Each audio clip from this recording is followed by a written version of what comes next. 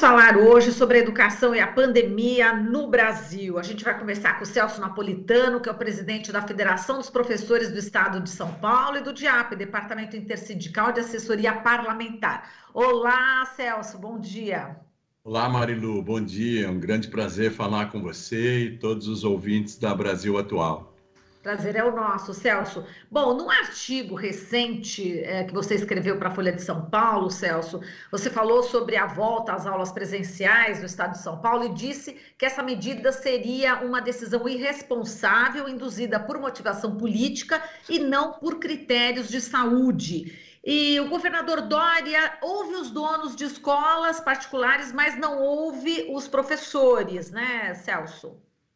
É isso, Marilu. Infelizmente, o governo do estado, o secretário da Educação, embora tenham estabelecido um plano de retorno às aulas só em setembro, depois de analisarem as condições sanitárias, nos últimos dias, principalmente, tomaram medidas de flexibilização dessas condições sanitárias, não é?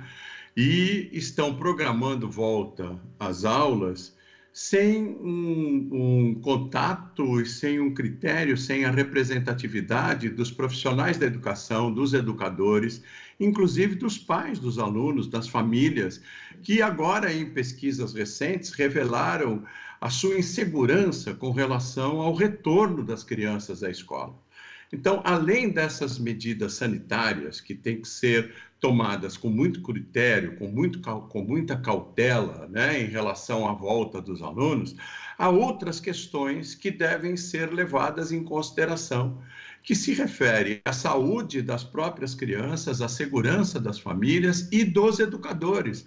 Eu estou chamando educadores aquele conjunto de pessoas que participam da atividade da relação ensino-aprendizagem na escola, sem nenhum juízo de valor sobre a função que exercem na escola, cada um deles tem a sua importância. Até aquela pessoa na portaria que recepciona as crianças, aliás, é a pessoa com que os pais têm contato, as crianças têm contato, o transportador, né? O famoso tio, a tia da perua, não é?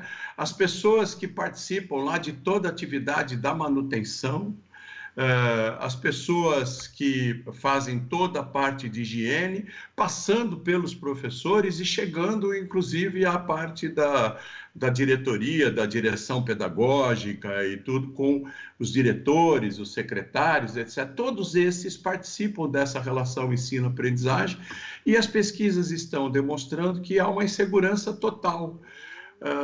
E por isso que eu coloquei naquele artigo esta impressão, né? E esta constatação de que, apesar de nós solicitarmos, as comissões todas que estão se preparando ou definindo protocolos não ouvem os profissionais da educação, tampouco as famílias e as crianças. Exato. Agora, nos últimos dias, Celso, a gente viu aí a repercussão que causou o vídeo feito pelo Sindicato das Escolas Particulares do Estado do Rio de Janeiro, você deve ter visto, né? O conteúdo dizia mais ou menos o seguinte: estudos só confundiram, trancar pessoas em casa não é ciência. E também em Brasília, a gente viu donos de escolas de educação infantil fazerem carreata para pedir volta às aulas presenciais. Quer dizer, nada educativo, Celso. O papel da escola não seria educar e não fazer o papelão? Marilu, infelizmente foi isso que aconteceu. O vídeo do Cinep do Rio de Janeiro é estarrecedor. Eu ontem, conversando com uma colega sua do estado de São Paulo, disse que se fosse eu mantenedor de escola particular, me colocaria frontalmente contrário a esse vídeo, porque esse vídeo não educa, muito pelo contrário, deseduca. É um vídeo que se pode comparar com aquelas pessoas que até hoje consideram que a Terra é plana, não é? É um absurdo completo. E hoje eu li que várias escolas do Rio de Janeiro estão se colocando contra esse vídeo, porque se eu sou pai de aluno do Rio de Janeiro e a escola do meu filho não se posicionar contra esse vídeo, eu tiro o meu filho dessa escola. Porque não se posicionar contra significa que está a favor, né? Quer dizer, as pessoas que não se posicionam, que se calam, consentem com a mensagem daquele vídeo. Aconteceu a mesma coisa em Brasília e aconteceu em São Paulo também. Na quarta-feira, um grupo de escolas, principalmente da região do ABC, também patrocinaram ou saíram em carreata, e algumas delas, inclusive, exigindo que os funcionários participassem. Nós temos, por um acaso, as mensagens entre as escolas chegaram no Sindicato dos Professores do ABC, como se fosse uma mantenedora. E lá havia mensagens do tipo, olha, se os seus funcionários forem, fala para não ir uniformizado, porque senão vai identificar as escolas, eles têm que parecer como sendo pai de alunos. Então, um absurdo completo, e eu te dou mais uma notícia. Ontem ainda eu fiquei sabendo que um grupo de escolas de Osasco, de escolas de educação infantil, foram à associação comercial, pedirem o aval da associação comercial e se categorizaram como brinquedotecas. E o prefeito de Osasco assinou um decreto permitindo que brinquedotecas abrissem. Então, essas escolas, entre aspas, porque eu não posso chamar de escolas, esses aglomerados que querem recepcionar crianças de maneira criminosa, estão se autodenominando brinquedotecas, com a cumplicidade do prefeito de Osasco, e estão convocando os professores e os alunos para começar a trabalhar na segunda-feira. O Sindicato dos Professores de Osasco está tomando providências com relação a isso, junto ao Ministério Público do Trabalho, para que haja um impedimento dessas escolas abrirem, porque, inclusive, estão praticando falsidade ideológica, estão vendendo um produto como sendo uma escola e estão se denominando como um local de atividades de lazer, como brinquedotecas, um absurdo completo, não é? É o que você estava falando, né, Celso? Quer dizer, como é que uma escola se porta desse jeito, colocando uma mentira, né, a partir dessa mentira para poder reabrir? Que tipo de educação essa escola pode dar para as crianças? Nenhuma, absolutamente nenhuma, né? Nós estamos notando nessa pandemia algumas questões que estão aflorando, né? Por exemplo, grupos de escolas desse tipo que estão se revelando, basicamente, atividades de negócios, que não tem nada a ver com a educação. Espero que os pais, as famílias, se conscientizem do tipo de estabelecimento que seus filhos estão frequentando. E, ultimamente, a gente vem observando pesquisas e reportagens, matérias, que denotam a migração de alunos de escolas particulares para as escolas públicas. E um dos motivos apontados é a questão financeira. Eu quero aqui levantar um outro motivo. Eu penso que os pais estão se conscientizando, achando que escola particular fosse um estabelecimento que desse condições melhores de educação para os seus filhos. Eles estão se conscientizando que estão gastando dinheiro à toa, além dos impostos que eles pagam para que o governo proporcione escola para os seus filhos. Então, eu penso que esses pais estão migrando para a escola pública exatamente porque a escola pública, em muitos casos, tem qualidade muito melhor e uma preocupação com a educação muito maior pelos profissionais que estão colocados lá do que essas escolas, entre aspas, particulares, que são estabelecimentos que recepcionam alunos e que recepcionam crianças, e que a gente está vendo agora que nada tem a ver com educação. Muito pelo contrário, são efetivamente negócios, né? E eles tratam isso como negócios. Como está acontecendo, por exemplo, no ensino superior, com essa mercantilização do ensino, né? Eu ia colocar exatamente isso para você agora. Como é que as escolas estão tratando os professores nessa pandemia, em especial as universidades particulares, né, que estão fazendo aí demissão em massa de professores, não é isso, Celso? Então, Marilu, também estão agora tirando a máscara, né? Quer dizer, no momento que todo mundo coloca a máscara, as escolas particulares do ensino superior, os grandes agrupamentos mercantis, estão tirando a máscara, né? Estão demonstrando que a única coisa que interessa a eles é o negócio efetivamente, que não tem nada a ver com educação, né? A gente tem notado, e aí várias reportagens e várias pesquisas estão demonstrando o quanto essa educação à distância é um engodo, né? Muitas pessoas se dirigem à educação à distância, um agrupamento muito grande de pessoas, imaginando que com preço mais barato possam ter possibilidade de uma ascensão social ou de uma qualificação que lhes permita até progredir profissionalmente, mas o que nós estamos percebendo, e ultimamente, até por relato dos professores e até pelas próprias constatações dos sindicatos de professores, é que eles estão tratando isso exatamente como uma unidade de negócios qualquer, sem se preocupar com os alunos. Eu ontem estava conversando com uma professora de uma universidade de São Paulo, que no curso de inglês há 3.600 alunos com duas professoras.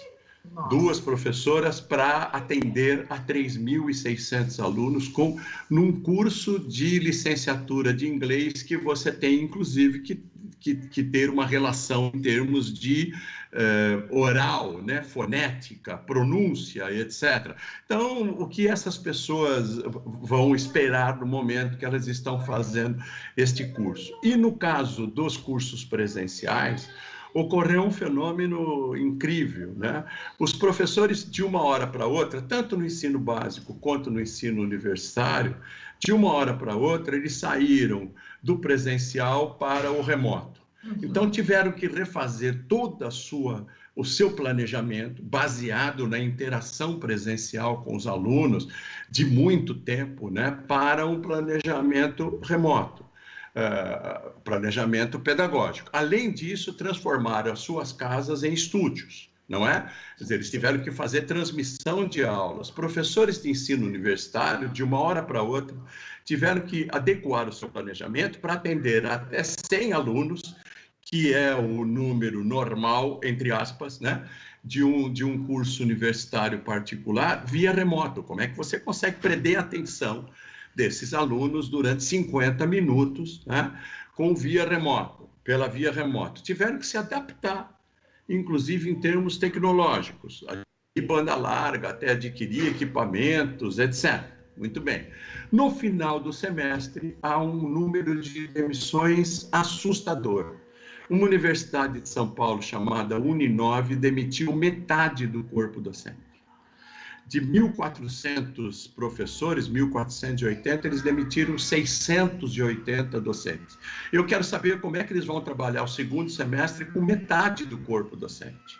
Só há uma explicação, né? É que eles, com a atividade remota, eles romperam as barreiras físicas. Então, os alunos de 5 campi aqui na cidade de São Paulo, eles serão colocados numa sala virtual única. Eles estão usando a palavra agora ensalamento para definir isso. Então, eles estão ensalando todos esses alunos numa atividade, numa sala virtual. E o professor vai ter que atender 300, 400, 500 alunos, né? E uma outra universidade, nós levamos o caso para o Tribunal Regional do Trabalho, não conseguimos a readmissão dos professores, mas conseguimos negociar um pacote que proporcionasse uma atenuação, né, do impacto da demissão, com um plano de saúde, porque os professores têm plano de saúde e nesse momento não conseguirão outro emprego, então um aumento no plano de saúde, etc. Uma outra universidade, ontem, também, numa audiência do Tribunal do Trabalho, a Universidade Cruzeiro do Sul, Unicsul, declarou, está gravado na audiência do tribunal, que os professores foram substituídos porque não se adaptaram à atividade remota.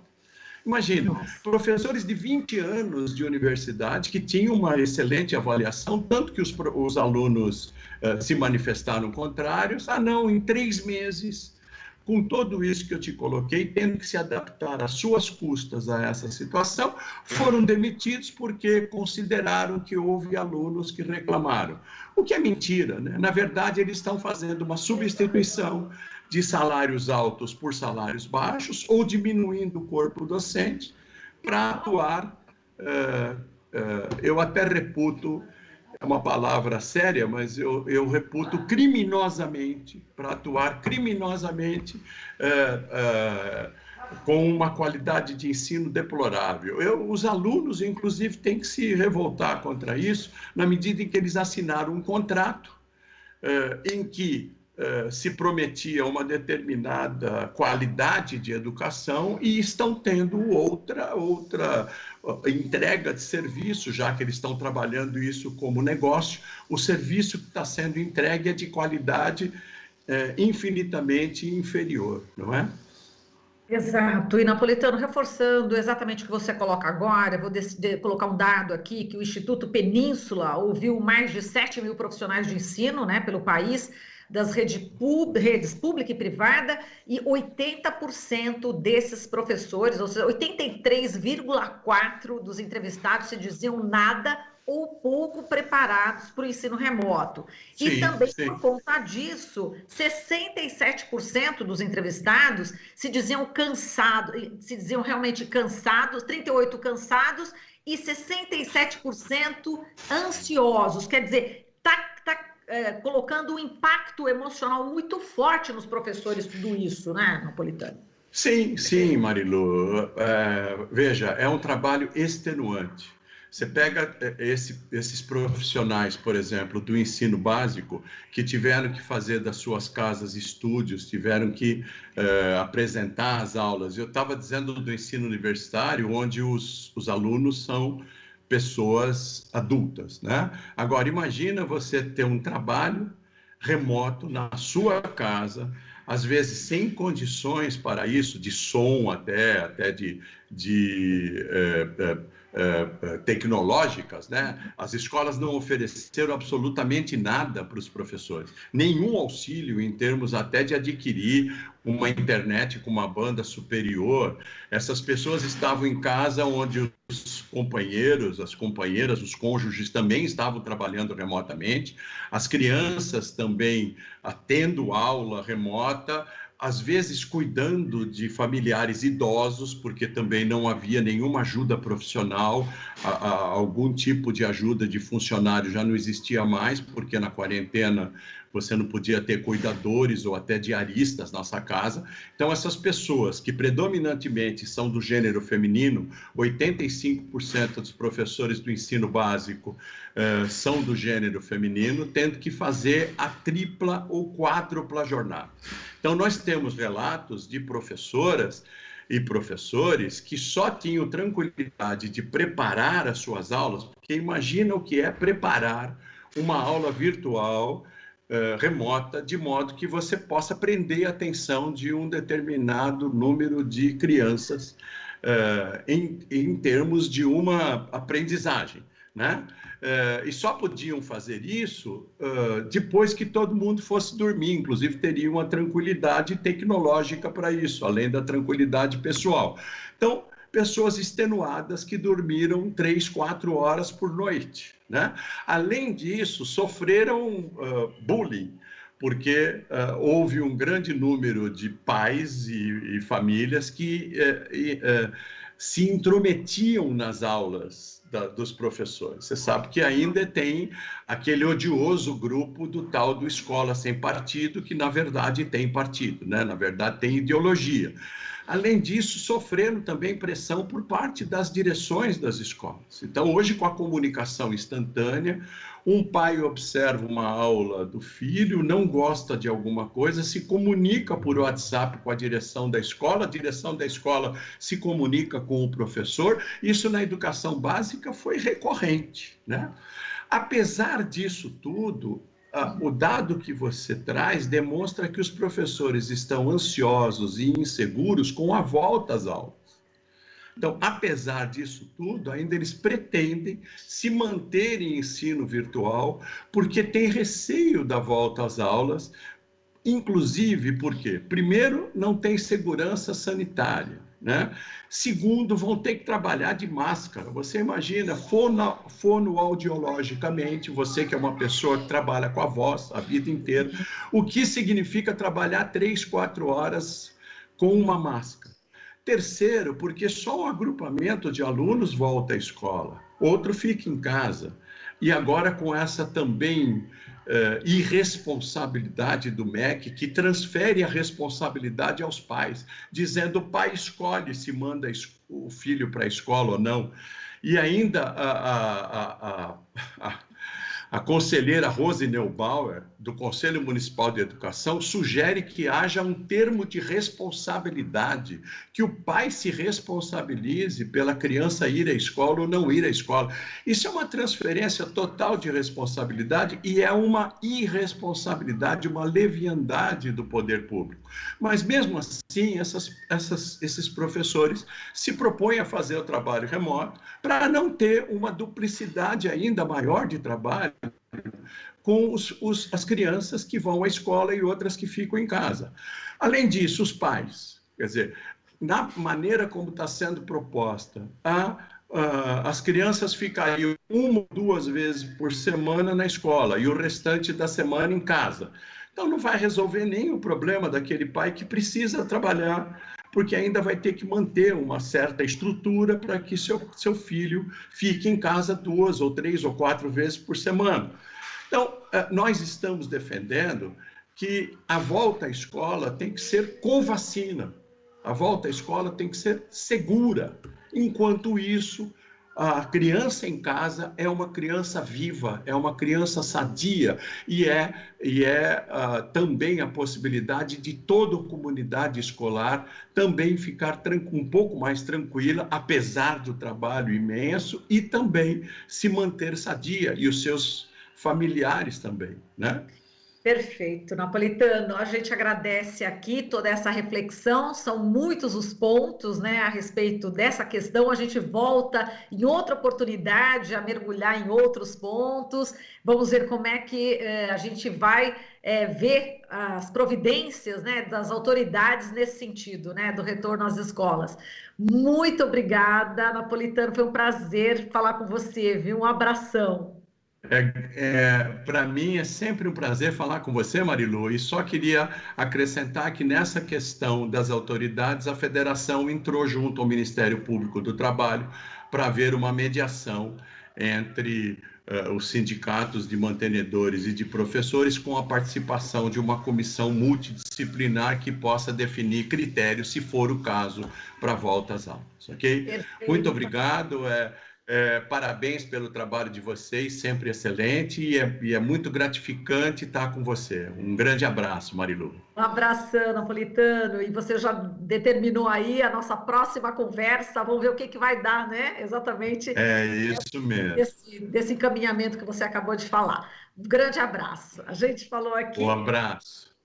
Com o Celso Napolitano, ele que é presidente da Federação dos Professores do Estado de São Paulo e do Departamento Intersindical de Assessoria Parlamentar. Você está ouvindo Jornal Brasil Atual. As notícias que os outros não dão.